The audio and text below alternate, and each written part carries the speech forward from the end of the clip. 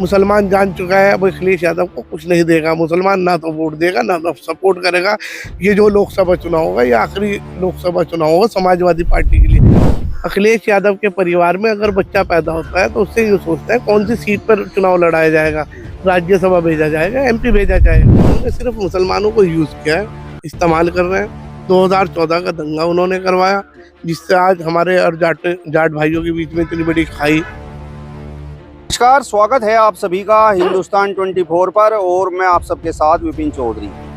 Samajwadi party के राष्ट्रीय अध्यक्ष अखिलेश यादव ने अभी राज्यसभा के लिए 3 नामांकन कराए हैं, लेकिन उनमें से एक भी व्यक्ति मुस्लिम समाज से नहीं है। मुस्लिम समाज अखिलेश यादव के इस कदम को किस प्रकार से देख रहा है, आज इस पर ही हम बात करेंगे। और मुस्लिम समाज के कुछ लोग यहाँ हमारे साथ में मौजूद हैं। क्या नाम है भैया आपका? काजी फरहान।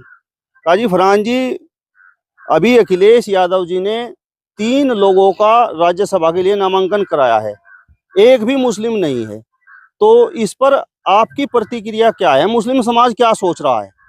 देखिए, अखिलेश यादव जी जो है 2012 में मुख्यमंत्री बने, मुलायम सिंह यादव की वजह से बने।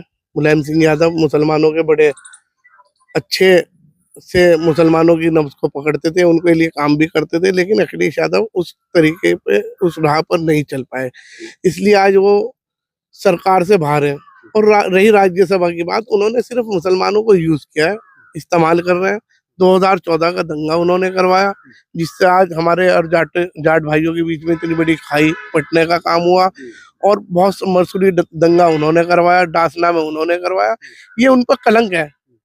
अब मुसलमानों को राज्यसभा भेजे या नहीं भेजे इससे तो कोई लेना देना नहीं है। अब उन्हें उससे कोई मतलब नहीं है। उन्हें सिर्फ पार्टी का फंड इकट्ठा करना था, इसलिए जया बच्चन जी को भेजा है।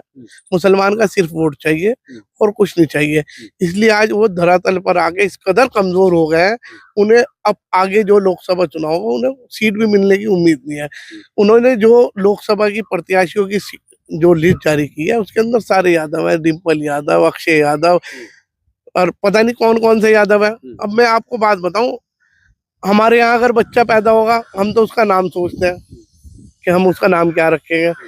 अखिलेश यादव के परिवार में अगर बच्चा पैदा होता है तो उससे ये सोचता है कौन सी सीट पर चुनाव लड़ाया जाएगा, राज्यसभा भेजा जाएगा, एमपी भेजा जाएगा। सिर्फ वो लोगों का यूज कर रहे हैं, हमारा नहीं, मुसलमानों का नहीं, वो सब धर्म का यूज कर रहे हैं। वो सिर्फ अपने परिवार का बढ़ रहे हैं। आज जो उनकी हालत हुई है इसी वजह से उनकी हालत पतली हो चुकी है, क्योंकि उन्होंने किसी और जाति का या किसी भी धर्म के लोग का कोई कार्य नहीं किया। उन्होंने सिर्फ अपने परिवार का बढ़ा है। उनके यहाँ देखिए, डिम्पल यादव, अक्षय यादव, धर्मेंद्र यादव, शिवपाल यादव, सारे यादव है। कॉर्पोरेट से लेकर एमपी तक तो उनके यहाँ से बनेगा। जो बाकी लोग हैं हमारे दलित समाज के साथी हैं और अगड़ा पिछड़ा के साथी हैं, वो कहाँ जाएंगे? आज उन्हें छोड़ के स्वामी प्रसाद मौर्य जा चुके। चलो, स्वामी प्रसाद मौर्य इतना बड़ा चेहरा, उन्होंने कुछ बातें ऐसी कही हैं जो हमें भी अच्छी नहीं लगी। किसी भी धर्म के खिलाफ ऐसी बातें नहीं कहनी चाहिए, क्योंकि हम धर्म निरपेक्ष देश में रहते हैं। यहाँ हर तरह के लोग रहते हैं।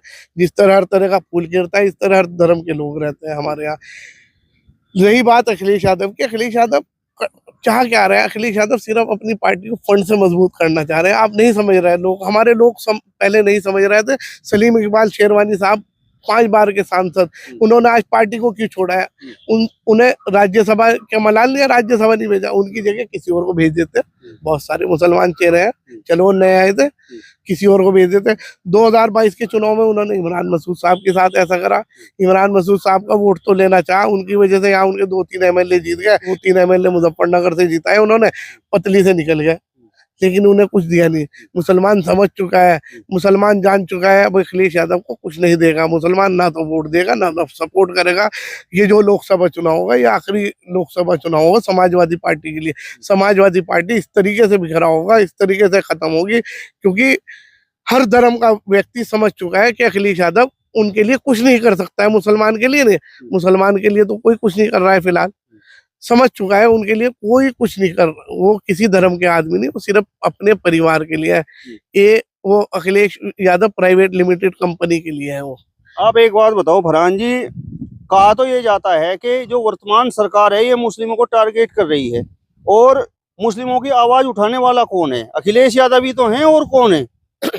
देखिए, मुसलमानों की आवाज उठाने वाले अगर अखिलेश यादव होते, आज आजम खान साहब जेल में ना होते। आजम खान साहब के घर पे बुलडोजर ना चलता यूनिवर्सिटी पे। और हमारे बहुत सारे ऐसे विधायक हैं, कानपुर के विधायक हैं, इरफान सोलंकी भाई, वो आज इस छोटे से मामले में जेल ना होते।